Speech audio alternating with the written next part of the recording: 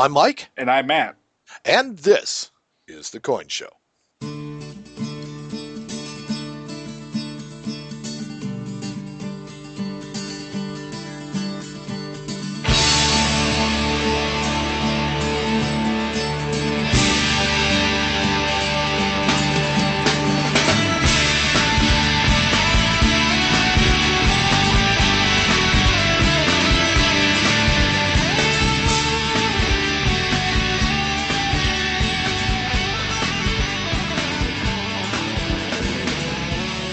Take just one last breath before you enter.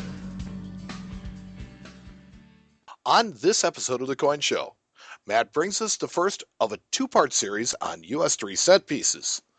I'll talk about my list of the top 10 coins of the 21st century, and we'll talk about the coolest thing to walk into Matt's shop this week. But first, as always, the news.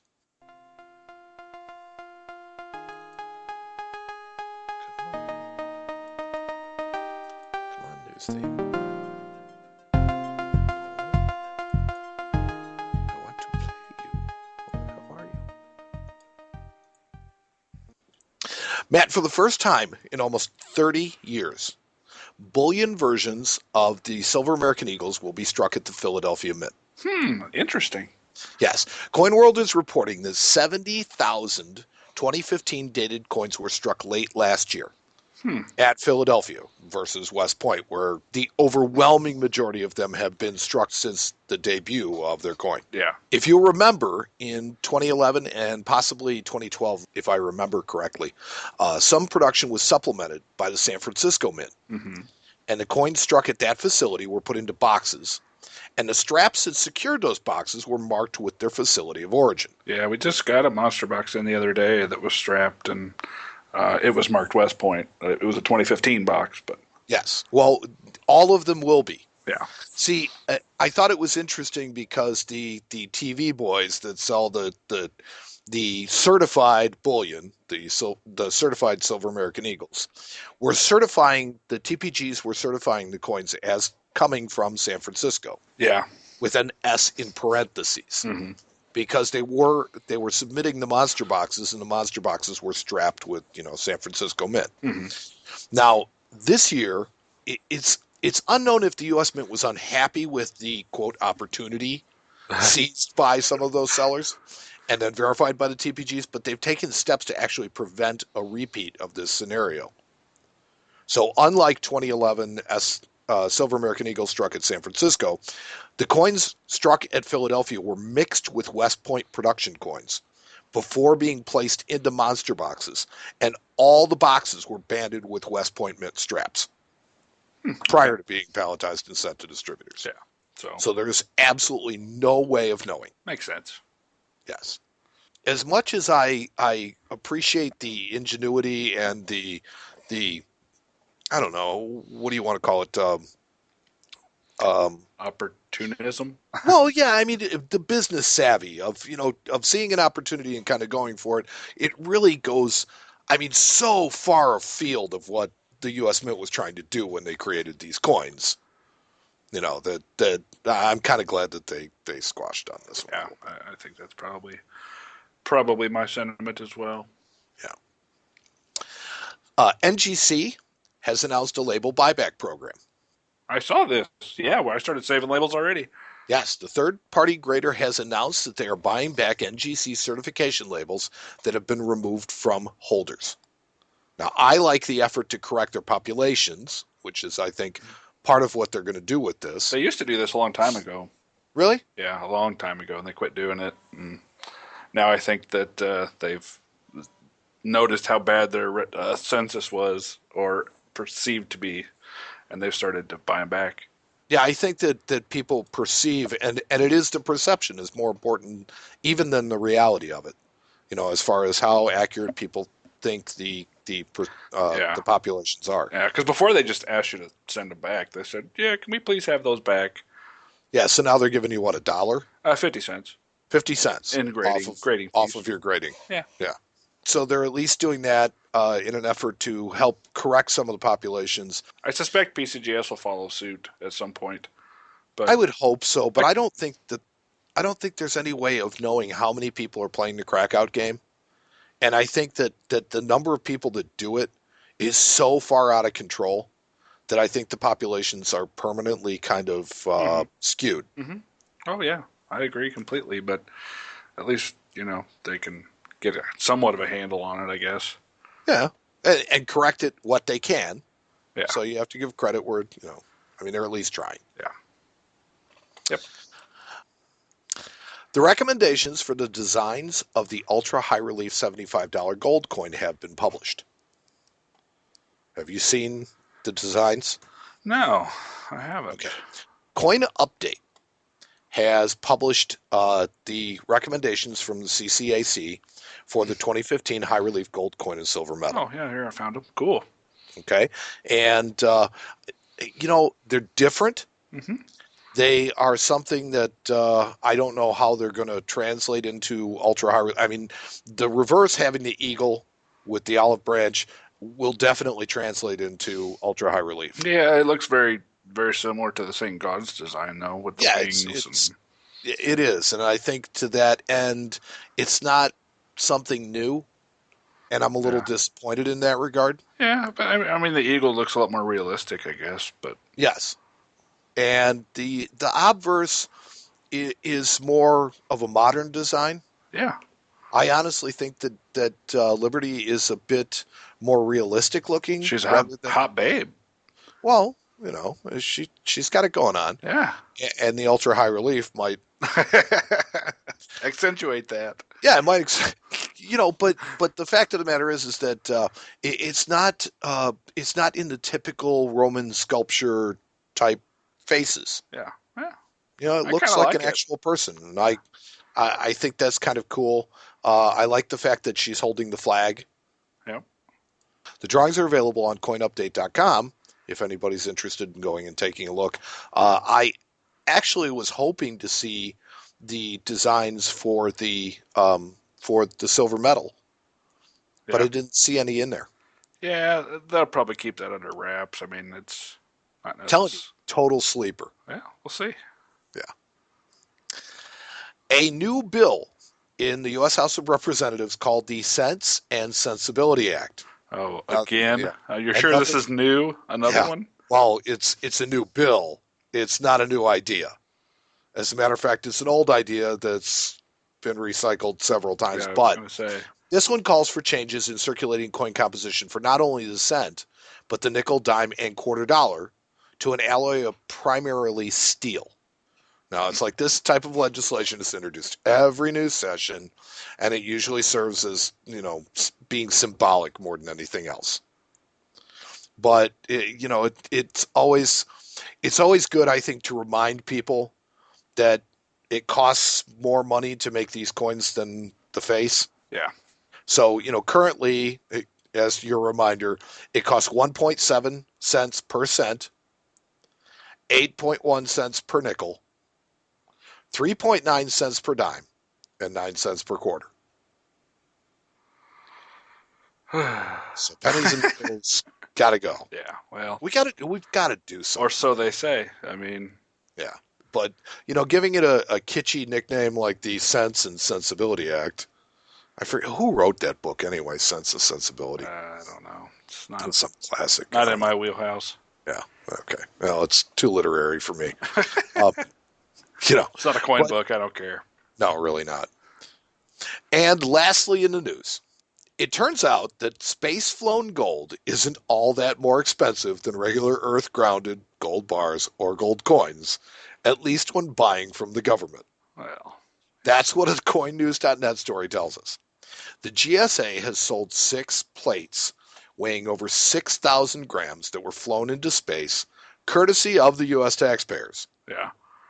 The 6+ kilos of gold were sold for a reported $265,000, about 6% over melt. Well, I mean, that's a decent price over melt for what they are. Yes and no. I mean, you'd think that something as exclusive as something flown into space, would have a little bit more of a premium to it. Well, it will when they coin it into little medallions and sell them. Well, and when you think about what it actually cost us to fly it up there, that's not a premium. Yeah.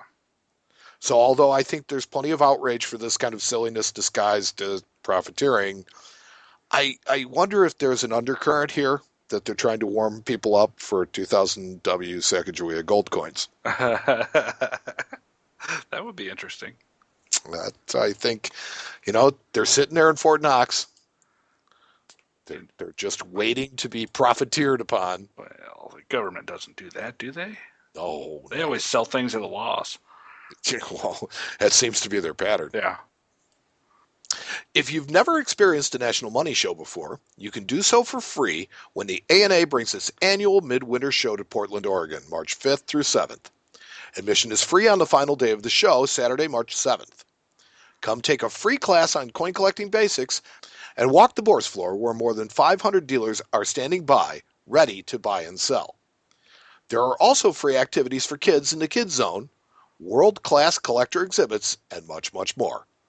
Learn more at nationalmoneyshow.com.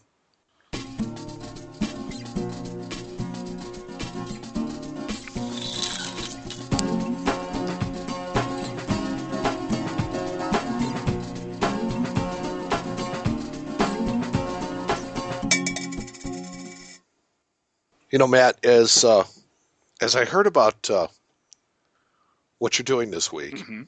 and apparently next show, Yeah. on our 90, Two-parter. on our 95th fifth episode, Wow. there apparently is a lot more material on U.S. 3-cent pieces than I had previously thought. Well, and I had got to thinking, I mean, we're on episode 94 now, and I was thinking, I had to have talked about these at some point. And a lot of people don't know, but we keep a kind of a master list of things that we have talked about over the different episodes so we don't repeat ourselves. Even though we do. Even though we do occasionally. Yeah. But I got to looking at, and you know what? We had never covered 3-cent silvers or 3-cent nickels. So I'm going to do a two-parter. The first is going to start with the 3-cent silvers. And the next episode, I'll kind of cover the 3-cent nickels. The 3-cent silver coins are actually really neat. I have always appreciated these coins. Can I tell you a story about 3-cent Yeah, silvers? go ahead. Well, 3-cent pieces in general. Okay, the mintage on them, on all of them, are really small. Mm-hmm. When I first got back into coin collecting in the mid-90s, I was talking to a guy who ran a local coin shop here, and he says to me, old crusty guy, he's like, yeah, you want to know what the sleeper set out there is? And I'm like, sure, what 3-cent coins. I'm like, really? Seriously? So, oh yeah, the mintage on them is tiny. Nobody collects them. Nobody's interested in them. One of these days, when the interest pops up on them, they're going to go through the roof. How many years ago was this? This was 20 years ago. Okay. Well, I can't say they've gotten any more popular. They're not a super popular coin. I think people kind of enjoy them because they're just an odd denomination, but I can't say I've ever met anybody that has assembled a complete set of 3-cent pieces, either in silver or in nickel. So Really? no, I can't say I've ever met anybody. But let's get back to the 3-cent silvers. Well, odd denominations need love too. They do. Just remember that. They do. Maybe I'll put a set together. Who knows? There you go. 3-cent silver coins were referred to in their time as trimes, kind of a play on 3-cent dime, I guess. And the basic stats of the coins is that they were designed originally by James Longacre. They have a plain edge. The series runs from 1851 to 1873, and mind you, this is just the 3-cent silvers. From 1851 to 1854, the coins were made of 75% silver and 25% copper. And The only coins to be minted in that composition Mhm. ever Yep. by the U.S. Mint. Yep. And then after 1854, they changed the composition to 90% to match the rest of the coins in circulation at the time. They weigh 0.8 of a gram, which is tiny. And the design is pretty simple, really. The obverse depicts a shield superimposed upon by a 6-point star. This is encircled by the inscription United States of America, and then below all that is the date. The reverse bears the statement of value in the form of the Roman numeral 3 with a stylized beaded C and 13 stars along the reverse border. One cool fact about this is it is the first circulating American coin not to feature Lady Liberty in some form or another. Or the word liberty. That's true, or the word liberty. The word liberty is not on the coin. Yep, that's very true. So one question is, well, why do we even have a 3-cent piece? How did the 3-cent piece come to be? And there are a few different reasonings behind the production of the coin. In the early 1850s, many foreign coins were still circulating in the United States. And it wasn't until the Mint Act of 1857 that our coinage became standardized. So the time was thought to allow for making change with some foreign coins. And to make that process easier. Also, the California Gold Rush in 1849 had devalued the gold and inflated the price of silver. So much so that silver coins were actually being hoarded at the time and melted for profit. So this put pressure on the need for a small silver coin to circulate as change. Also at the time, the postal rate had become 3 cents. So paying small transaction with large cents was kind of cumbersome, and most people didn't really like the big pennies, as they called them, anyways, and they were expensive to make. They had the nickname of fish scales. People used to call them fish scales because they're very small. So small, in fact, that in respect to weight and thickness, they are the smallest American coin ever made. And then only the Type 1 gold dollar had a smaller diameter, but was a heavier coin. And much thicker. Much thicker. Yeah, much thicker. That's exactly right. And in the beginning, the coins were struck in 75% silver, actually to discourage people from melting them, as they did with the 90% silver coins, and also appease the public, who was still not receptive of coins that didn't have an intrinsic value. And one other cool fact is all Trimes 3-cent pieces in silver, with the exception of the 1851 O, were struck in Philadelphia. Mm-hmm. So it's because they were technically not minor coinage because they were made in precious metal. Mm-hmm. And all minor coinage up to that point it was mandated that it was struck in Philadelphia. Yep. They did strike some in New Orleans, though. Right. Well, the silver ones. Yeah. Right. Yeah. Now, I just kind of wanted to kind of pop through some basics of collecting 3-cent silvers. Assembling a full date set of 3-cent silvers is attainable, in circulated grades. And for kind of the mid to advanced range collector, an uncirculated set will really kind of pose a pretty big challenge because, those coins get to be $400 or $500 a piece at the minimum and can be much more. The dates of between 1851 and 1862 are generally the easiest to find. Of that group, the only 2 dates that can be tricky are the 1851 O, which we discussed, and then the 1855, which has a small mintage of 139,000 pieces. Now, the more common dates you can find in circulating condition, usually anywhere from 25 to a couple $100 for a nice, like AU, XFAU coins. So, if you're looking to start a set or maybe just get interested in buying a type date example, that 1851 to 1862 is going to be where you probably want to focus. I wanted to share a note on these coins in that the 2 different compositions are struck with, although very similar, slightly different designs. The 75% silver coin has a very plain 6-pointed star. Mm-hmm. They call it the small star. Okay, and on the back it has a C and a Roman numeral 3.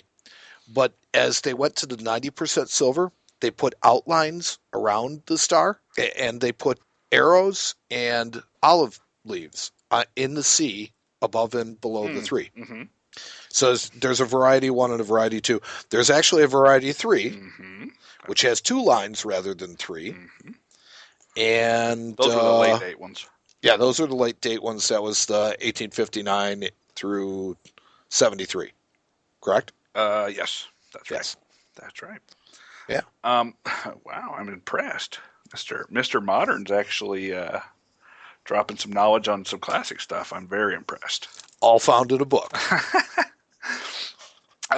So getting back to collecting these coins by date. Dates from 1863 to 1873 tend to get kind of tricky because by this time the Civil War was in full swing. The banks were no longer paying out hard coin in exchange for greenbacks. And By the time the Civil War ended, there wasn't really a big outcry for the minting of more silver 3-cent pieces. The mintages for circulation strikes dropped off tremendously, and most dates between 1867 and 1873 have mintages of 5,000 coins or less. Now, sometimes in such cases, the proof coins are actually can be more affordable than the uncirculated version.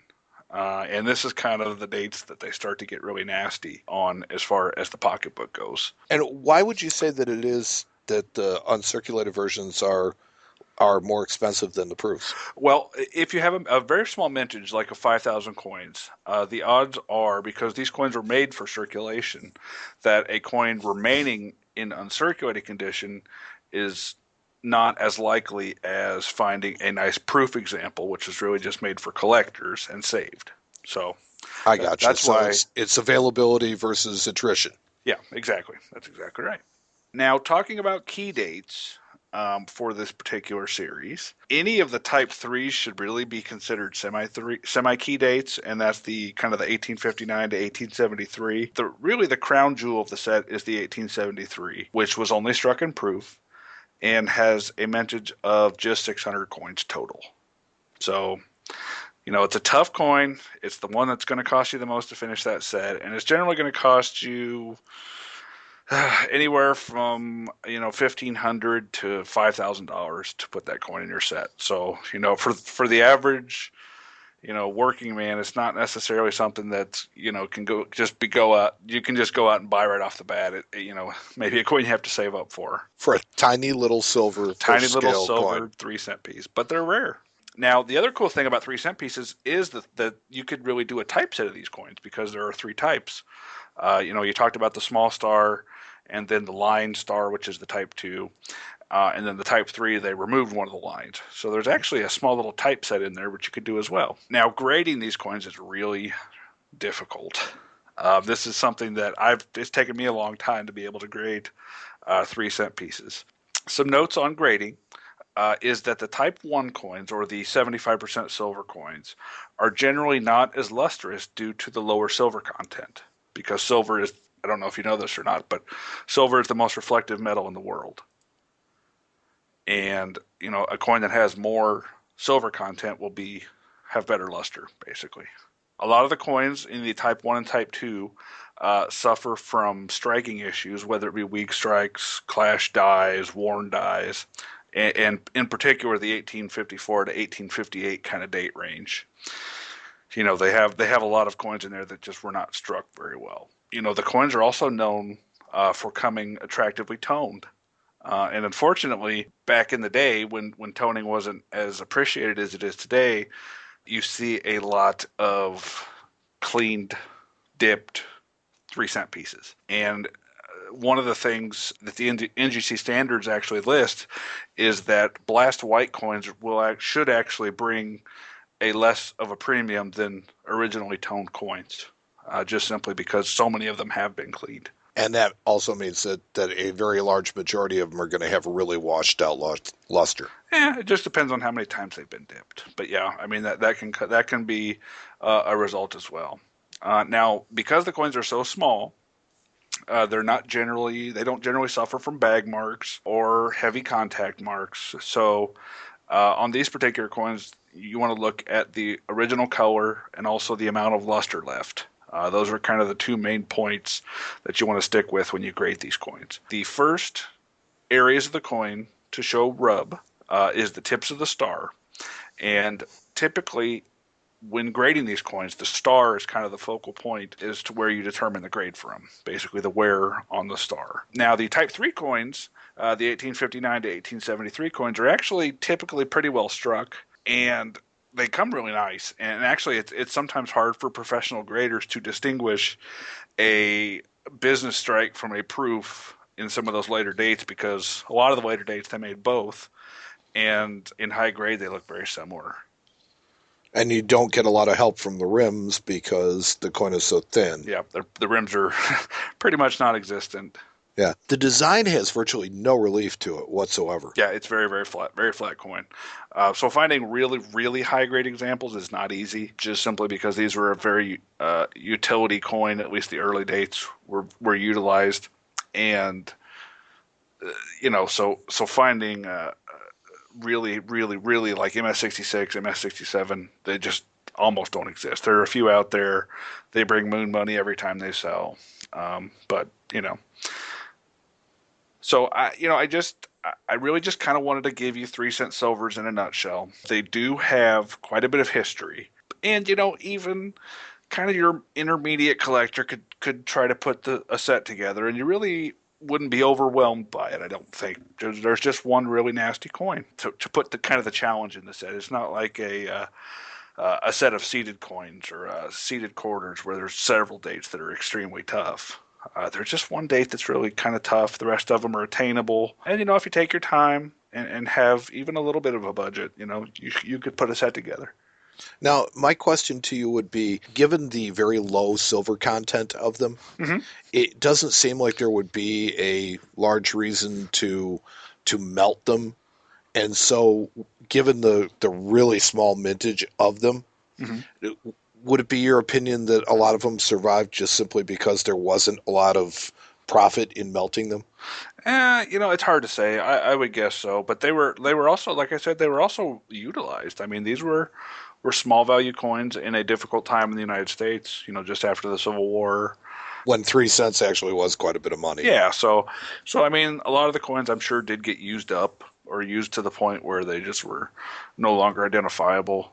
But there are still surviving examples in various grades that you can pick up and collect.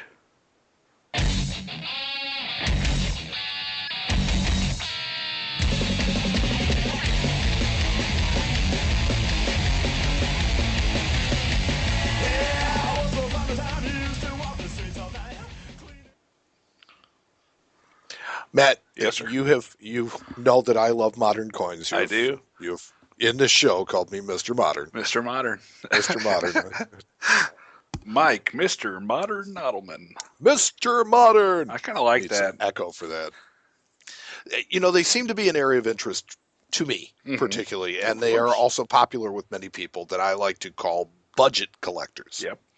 I was going to put together a list of the top 10 coins of the 21st century so far. Interesting. But instead, I went just a little bit different direction with it. And I found 10 U.S. Mint products of the 21st century that even you wish you had purchased. Ooh. Now, I'm going to go backward from 10 to 1 Okay. and say that I don't mean this is like scored or ranked or anything like that. But these are the products that I say most people would be happiest with. Okay. So here you go. Mr. Modern's views Yes. on what people would be happy The with. following are not the views of this station, but are the views of Mr. Modern. I'm telling you, dude, this is a segment. I feel it. Mr. Modern. I tried to use examples of all kinds of coins. Circulation strikes, bullion, proof coins. I was looking for like the best of each categories, and I completely failed. Because I couldn't really find circulation strike coins with the possible exception of a 2012 mint set. Yeah. But they just didn't do well enough to make the list. But I believe that it deserves an honorable mention. I bet the 2012 proof set did. Well, the only circulation strike coin, and I put circulation strike in quotes, to make our survey gets us started. Okay. So at number 10, Number 10. with a mintage of 50,000 coins, I ask you, don't you wish you bought a 2014 American $1 coin and currency set? Yeah. The set includes an enhanced uncirculated version of the Sacagawea dollar, which made their $14.99 issue price a great buy, particularly if you're selling the excess on I eBay. was going to say, I think you called this one. Yeah. I'm pretty sure you Babe Ruth this particular. Well, you know what? Here's the thing: is I was a little late to the party. There were people that were able to purchase some after I kind of highlighted it, but I got the heads up from other people. Oh. That noticed that there was an enhanced uncirculated dollar in this product, and I went to the Mint website immediately and tried to buy them and could not. Oh, well. So I ended up paying twice issue. I ended up paying $27 a piece for the two sets that I bought. But I think I still did okay on it. Yeah, especially as that enhanced strike. Well, there's a lot of people that collect that dollar coin, and now they're going to need that coin for their set. So Yes, and that, I was disappointed a little bit in the quote enhanced uncirculated version of it because I don't think that they really. There's only the Silver Eagle that they did enhanced uncirculated. I think really showed off yeah, the format of that strike, and I don't think that they've captured it with either of the second two, the Kennedy half or the Sacagawea yeah. dollar. I've seen one of the Sacagaweas, and I kind of think that they look like.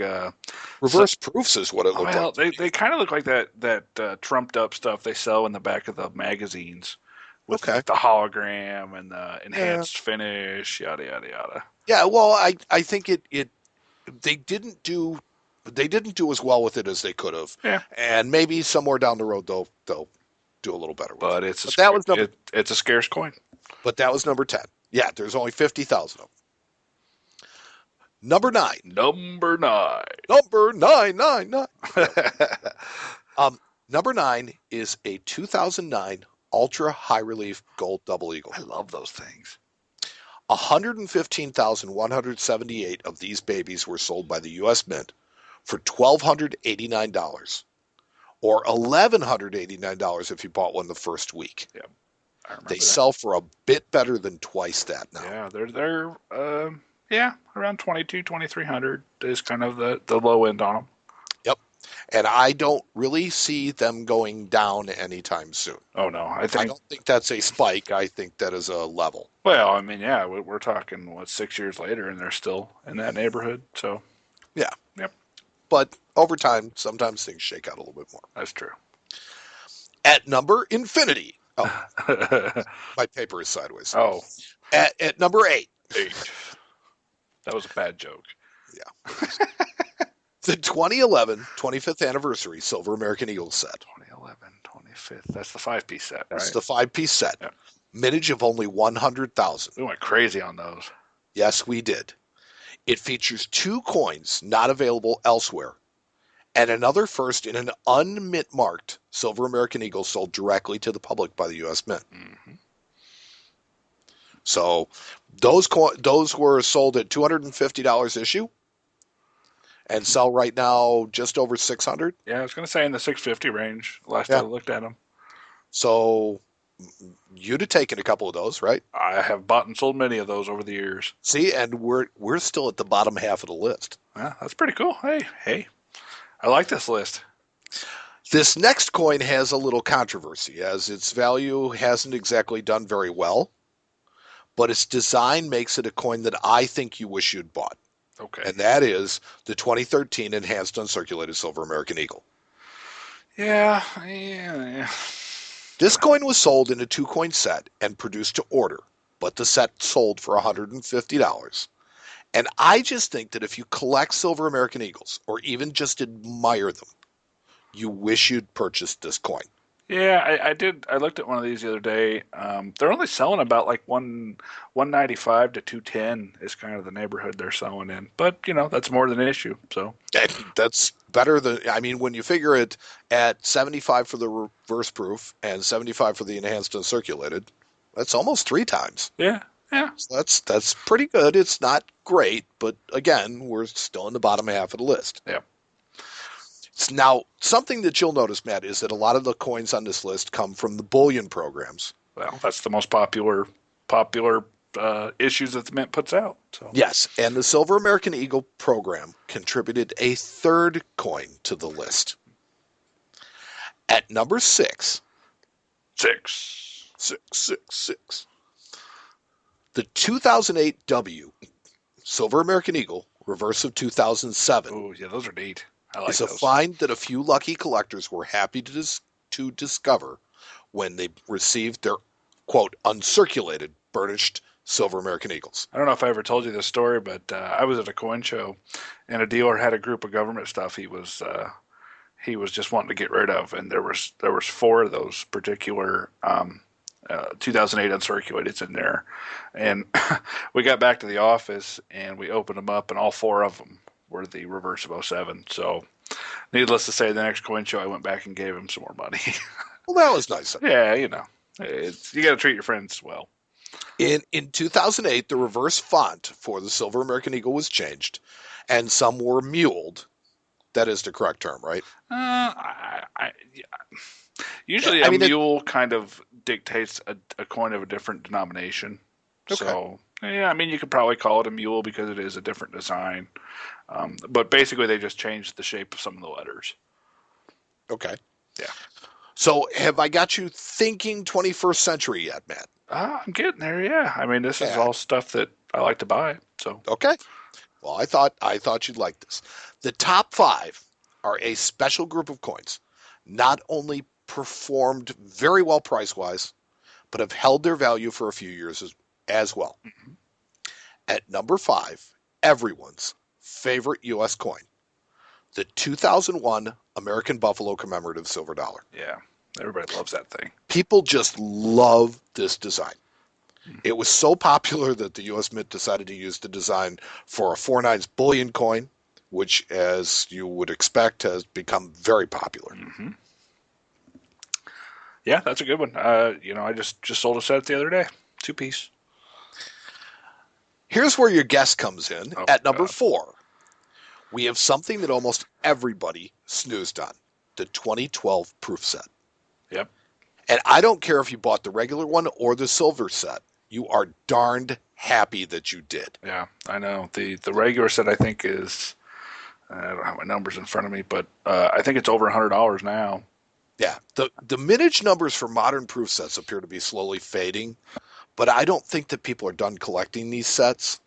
I do believe that they're getting pricey and becoming less of an impulse buy, Well, but I also think that when you stop making 5 quarters in them and $5, all I have to say is U.S. Mint, leave the proof sets alone.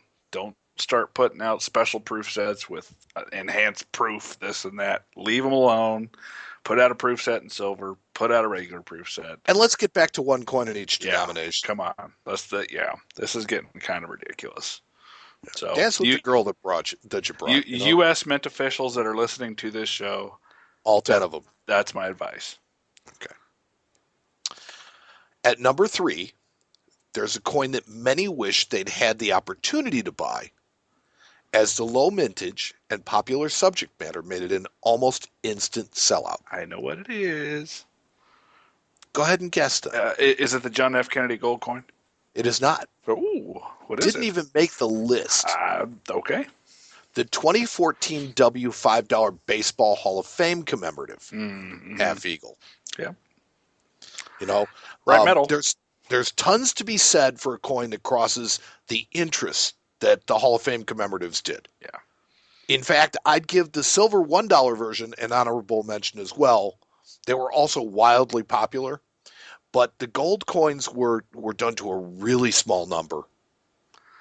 Yeah. And so therefore, with the number of people that are interested in baseball in the Hall of Fame, crossed with the people that collect rare coins and the curved, first curved coin, all this other kind. I think that there's a lot of threads that cross on this one. Yeah, it had a lot going for it. It really does. So the top 2 coins. Now, do you have a favorite that hasn't been mentioned yet? No, I think I'm sure once you say it, I'll be like, oh yeah, but no, I mean you're kind of rattling off stuff that we tend to like to stock in the store. So far so good. At number 2, the 2001 W Capitol Visitor Center uncirculated half eagle. Okay. The uncirculated coin sells for 4 times what its proof counterparts do. Yeah, I mean that's a low vintage coin. It's not one that I tend to stock just because. Well, it reminds me of the Jackie Robinson uncirculated coin, which also carries a huge premium. Yes, that coin. Of almost 34,000 coins, less than 7,000 of the 2001 Capitol Visitor Center were struck and uncirculated. Wow. Yeah, And they sell for over $1,500. That makes sense. Now, so the coin that I not only think but absolutely know you wish you had bought, Matt Dinger, Uh-oh.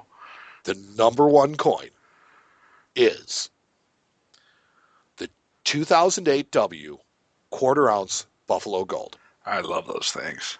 It They're- doesn't matter if you bought the proof or the unk, you are happy. Yeah. Yep. 13,125 proof coins were, and an even smaller 9,949 uncirculated coins were issued. Mm-hmm. This coin is basically the same size as a Buffalo nickel with a nearly identical design. It's like having a solid gold Buffalo nickel. Yep. That's exactly what it feels like when you have one. And Yep. I have owned, bought and sold many of those. So Issue prices were near $300 for this coin, and they consistently sell for four figures today. they also came in a 4-piece set. Yes, they did. Yeah. But if you look at the different coins, it's like the 1 ounce coin is very much like all of its other 1 ounce counterparts. Popular, but not a killer by any stretch. Yeah. The half ounce actually has the smallest mintage, but It's too big. still is not. Yeah, is still not. And the 10th ounce, wildly popular, still just it's one's too small, one's too Yeah, big. This yeah. one's just It's right. the Goldilocks coin. It is. It's the golden Goldilocks coin. The Buffalo. So- Right. So yes, the Buffalox. There you go. We've created a new animal. Yes. So the greatest coin of the 21st century so far, and its sister coin, which placed at number 5 in our countdown, share a similarity in being America's favorite coin design, which was first issued in the 20th century. So go figure. I love it. So I hope you enjoyed playing this, Matt. Are there any highlights that you think I may have missed? No, I think you did a really excellent job at covering stuff that is popular. Coming from somebody that has a shop and stocks some of this stuff. People do love the Buffalo design, of course, and yeah, I mean it's. I think it's a great list. People look for stuff in the modern era to collect that, is worth pursuing. And I have to say that the latter half of the 20th century really doesn't yield a whole lot in Yeah. that regard. Well, and that's the thing is, for every one coin that made your list, there's 10 other ones that are just flops. So Oh, I think 10's an understatement. yeah, and of the 21st century. Sure. So But it's nice to know that even in the first 15 years of this new millennium, we've kind of started out a little bit better with some maybe recycled ideas, but still, kind of nice. So I hope that others think about the new stuff that the Mint sells every year and tries to pick out the opportunities to win like these did. Now, you and I are talking about the ultra high relief coin coming out and how I think that the silver medal that goes with it is going to be a winner. We won't know. yeah, it's all So- speculation. It is. It's all And speculation. hindsight is 2020. Yes. I wish I'd have bought most of these coins. Mhm. Actually, I wish I'd have bought all of them. Well, there you go. So I wanted to challenge the listeners that if you have a coin that you think should have been on my list but wasn't, tell me about it. Email me at mike@coinshowradio.com.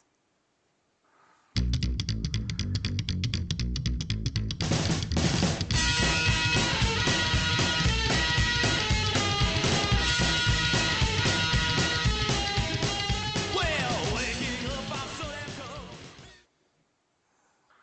Well, that brings us to our final segment of the evening.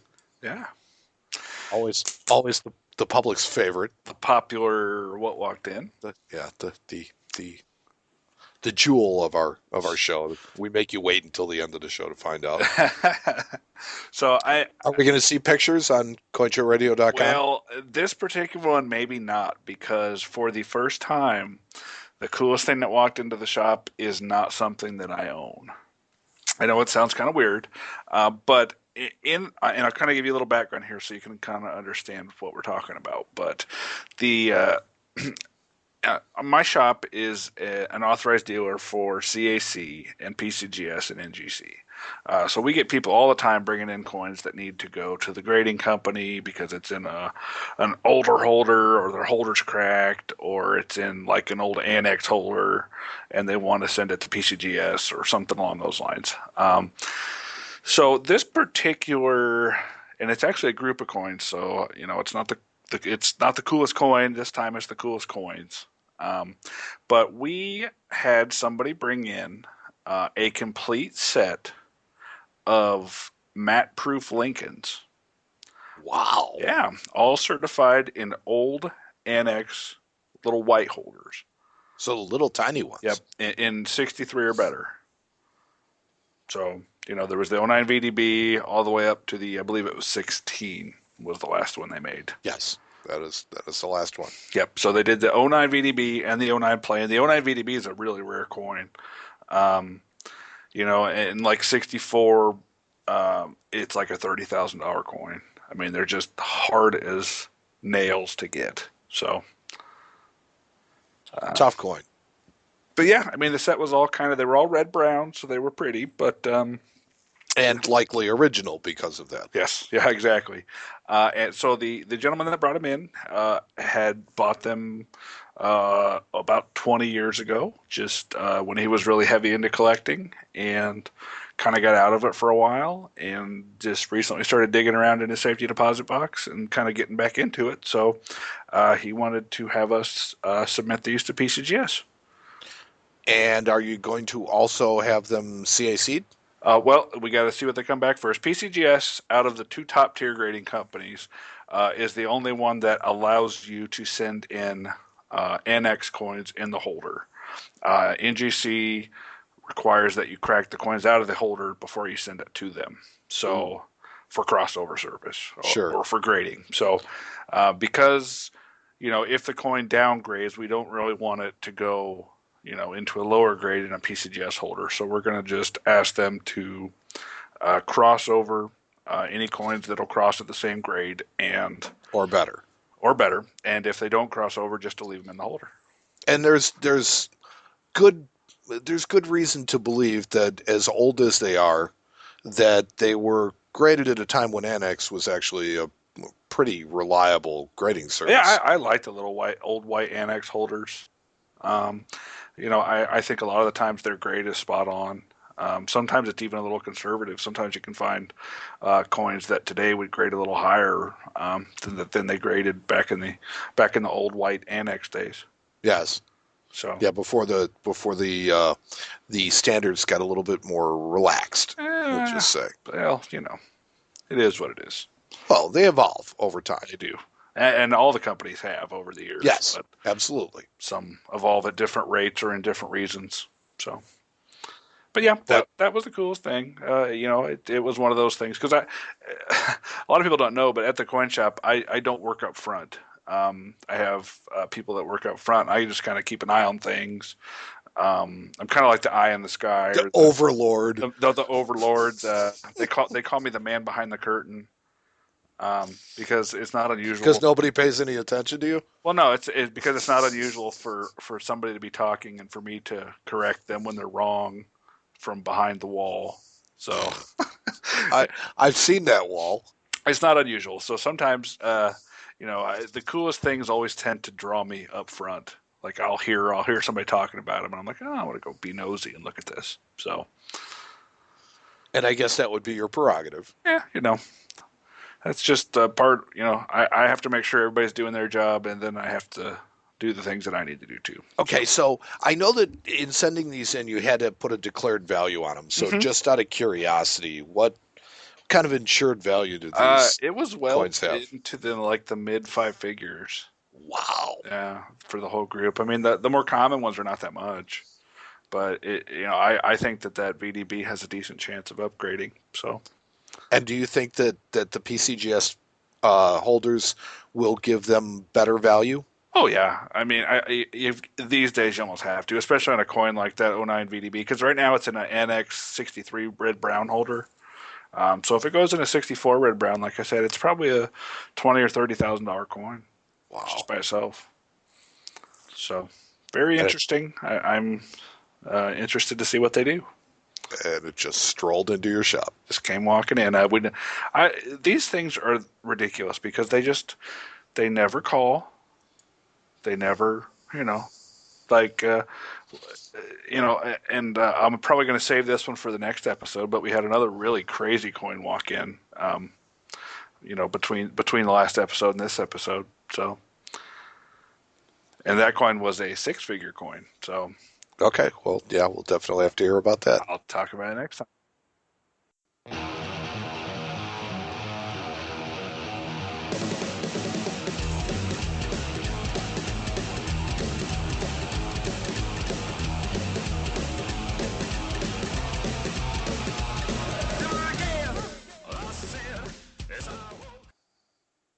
We would like to thank our contributors, the Facebook friends, Twitter followers, people who follow our blogs, people who wrote to ask questions, people who wrote to complain, people who have in some other way inspired us. Our thanks to the great folks at the American Numismatic Association for their support. Visit them at money.org. Our thanks to Tony Alvarez and the Tony Alvarez Band for our theme music. Visit them at TonyAlvarezBand.com. We'd also like to thank the Coffin Cats for their musical contributions.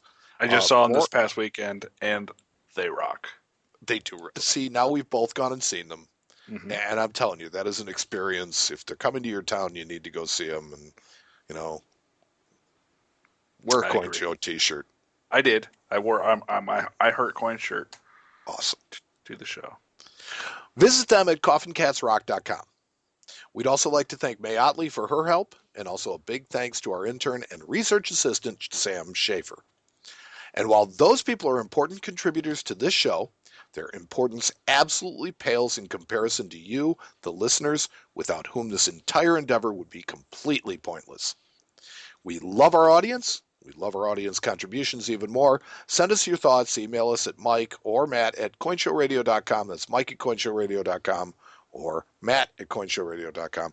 Or you can also ask us questions by sending a question to questions at coinshowradio.com. Visit our brand new webpage, conveniently located at coinshowradio.com. And You don't say. Yeah, I'm telling you, it's right there. And there you will find all kinds of new things to explore and enjoy. Report what you think back to us. We always welcome your feedback on the new site and what you'd like to see us do there, as well as any other feedback about the show.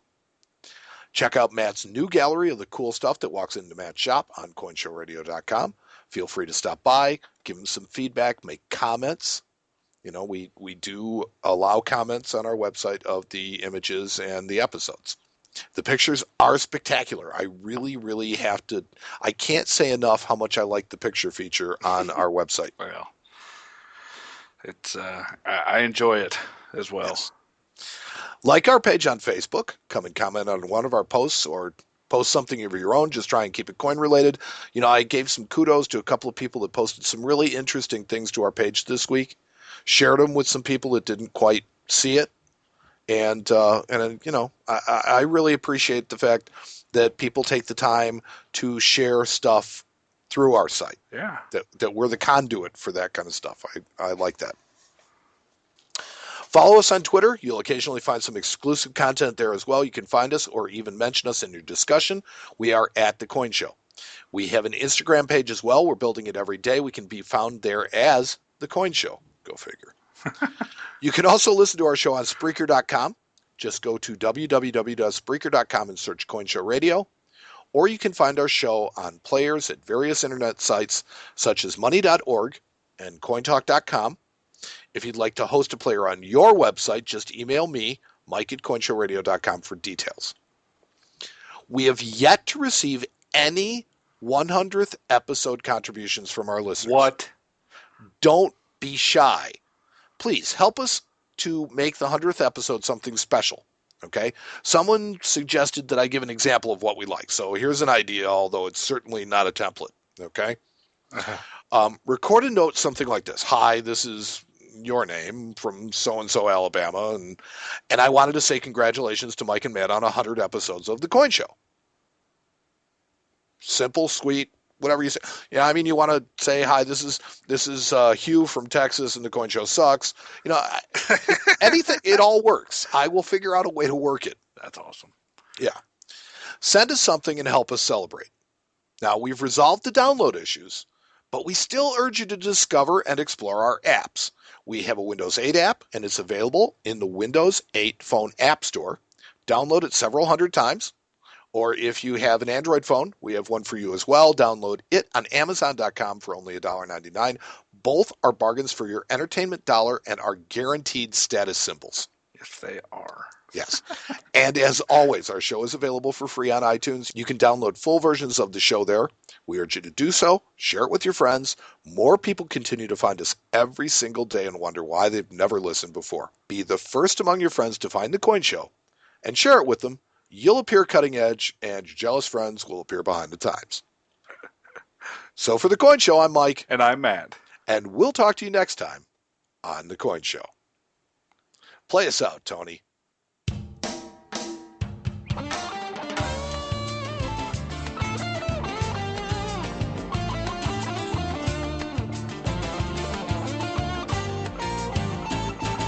I can tell by the way you look at me that it will not be forever, but that's all right with me. But tonight.